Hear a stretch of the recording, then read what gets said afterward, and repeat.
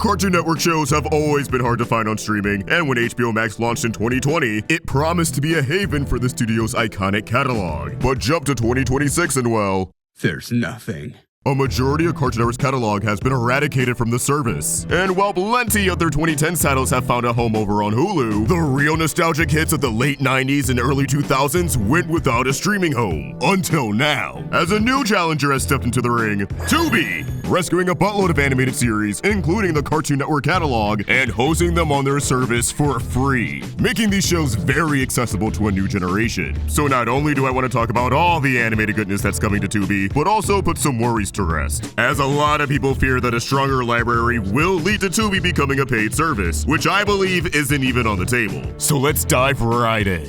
A couple of days ago, Tubi tweeted, "My cartoon era begins March 1st, sharing a list consisting of classics such as, oh my god! Do y'all got Blackmail and Zaslav or something? Damn! It's like the motherlode of Hanna-Barbera, Cartoon Network, and Warner Bros. Animated series. Abbott and Costello cartoons, the 1974 Addams Family, The Adventures of Batman, Animaniacs, Aquaman, Astro and the Space Mutts, Adam Ant, Baby Looney Tunes, Sick Days Just Got Lit Again, Batman the Brave and the Bold, The Cool Scooby-Doo, Beetlejuice, The OG Ben 10, Beware the Batman, Captain Caveman and the Teen Angels, Captain Planet, Codename Kids Next Door, Courage the Cowardly Dog, Dastardly and Muttley and Their Flying Machines, Dexter's Laboratory, Dorothy and the Wizard of Oz, Dragon's Lair, Duck Dodgers! You know what, we can just stop right here. Tubi won. They got Duck Dodgers. Man, kiss my ass, HBO Max. Dukes and Dazzard, the animated series. Dumb and Dumber, the animated series. Who remembers? Now that's a deep cut. Dynamite Dog Wonder. Ed, Edd and Eddy. Evil Con Carne. Flintstone Family Adventures. Flintstone Kids. Foster's Home for Imaginary Friends. Freakazoid. Great Grape Ape. Help, It's the Hair Bear Bunch. Hong Kong Phooey. Johnny Quest. Justice League. Justice League Action. Crypto the Superdog. Legion of Superheroes. Lunatics Unleashed. Looney Tunes 3D Shorts. Looney Tunes Cartoons, Mad, Magilla Gorilla, Mucha Lucha, New Looney Tunes Show, aka Wabbit, New Scooby-Doo Mysteries, Paddington Bear, Pebbles and Bam Bam, Perils of Penelope Pitstop, Pinky and the Brain, Pinky Elmira and the Brain, The Powerpuff Girls, A Pup Named Scooby-Doo, Quick Draw McGraw, Ricochet Rabbit, Scooby and Scrappy-Doo, Scooby-Doo Mystery Inc. Incorporated, Shaggy and Scooby-Doo Get a Clue, Smurfs, Snagglepuss, Static Shock, Super Friends, Supernatural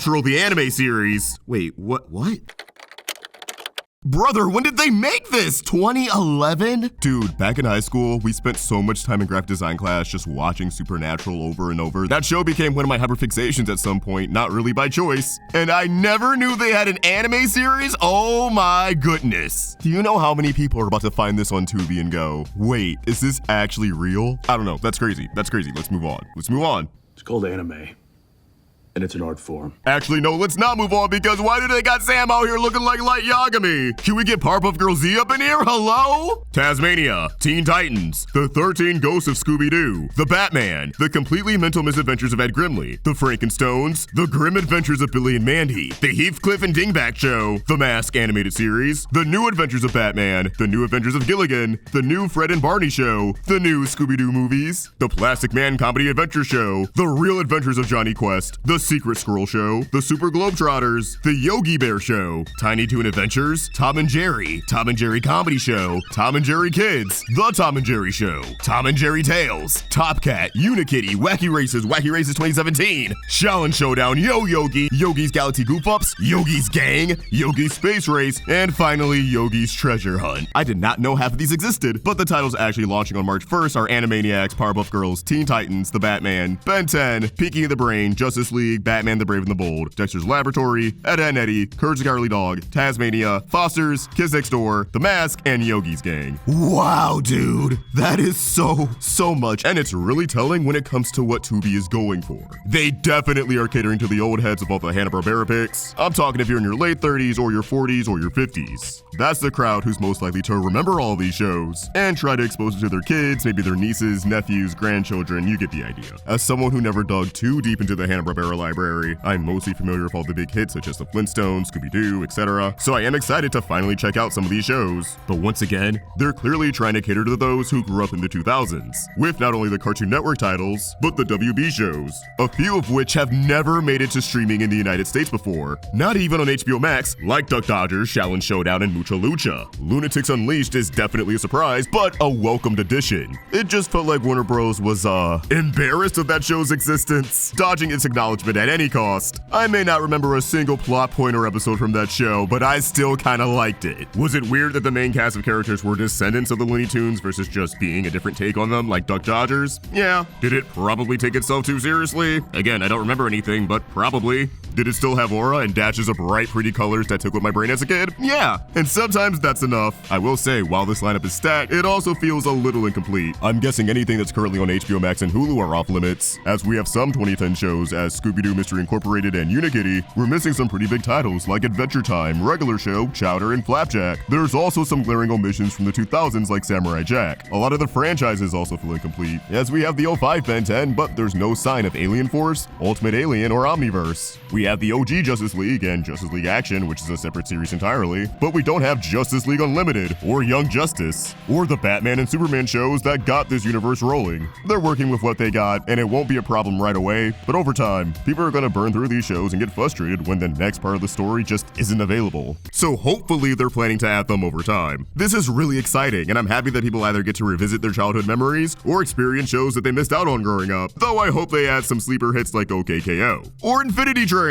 Come on, Tubi, you know you want to. But now I want to switch gears and talk about this thread by Animated Plus, discussing why Tubi switching over to a paid subscription probably isn't happening in our lifetime. For starters, Tubi is an advertising-based video-on-demand service, while Netflix, Paramount Plus, and Hulu are subscription video-on-demand services. Now, this is important because when it comes to content, the shows and movies on these platforms, different licenses exist for AVOD and SVOD. If Tubi were to switch over to a subscription-based service, they'd have to relicense everything, which would cost quite a pretty penny, and those competitors already own the SVOD rights to a lot of the overlapping shows. So maybe the shows that aren't coming to Tubi that are already on other platforms are just too expensive for them to acquire at the moment, or Tubi just felt as if they weren't worth it since they are available elsewhere. They want to stand out by offering the shows you can't get anywhere else. The next reason we won't see Tubi putting up paywalls anytime soon is that it was reported at the end of October 2025 that the service actually turned a profit much earlier than expected. Its revenue growth shot up 27%, and viewing time rose by 18%. Now that revenue growth is impressive because they were just shooting for somewhere between the 20 to 25% range. The streamer's also been growing internationally, launching in the UK. Animated Plus also pointed out that they're not spending billions on originals, and most of their originals are either licensed from other places or are dirt cheap to produce. I mean, do you see the kind of stuff they got on Tubi? That Creatorverse tab is wild. They got Mr. Beast next to the lesbian homie. It is the wild, wild west, and that is part of the appeal. It's a free service where you can get just about anything,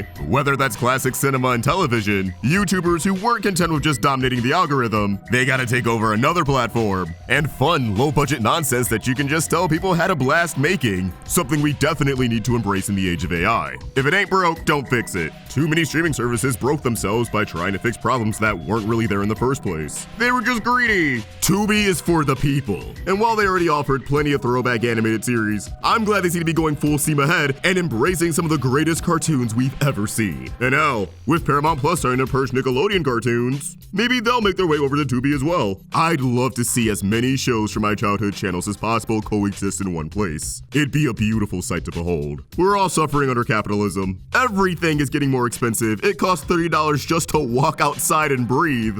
We might as well have Mr. Krabs leading the economy. So if I sound way too geeked over a bunch of cartoons coming to a platform I barely use, just know it's entirely justified off the basis that I don't have to pay for it. None of us do. Which honestly should be the case for most old media. Once a show is like 5 years old, just put it up on the internet for free, man. You can watch the entire first season of Gravity Falls on YouTube for free, and I think that's beautiful. You don't rerun these shows on cable anyways, and even if you do, nobody has cable. Just go get some ad revenue, big dog. But as always, these are just my thoughts, and I want to know what you guys think. Which cartoons do you want to see come to Tubi? Let us know in the comments down below, and keep the conversation going over on Twitter and Instagram by giving me a follow at OutTrickVox and at Roundtable Vids. If you enjoyed this video, please sure to like and subscribe to the Roundtable with notifications on so you never miss a video. Thank you for watching, and I hope you have an awesome day. Peace!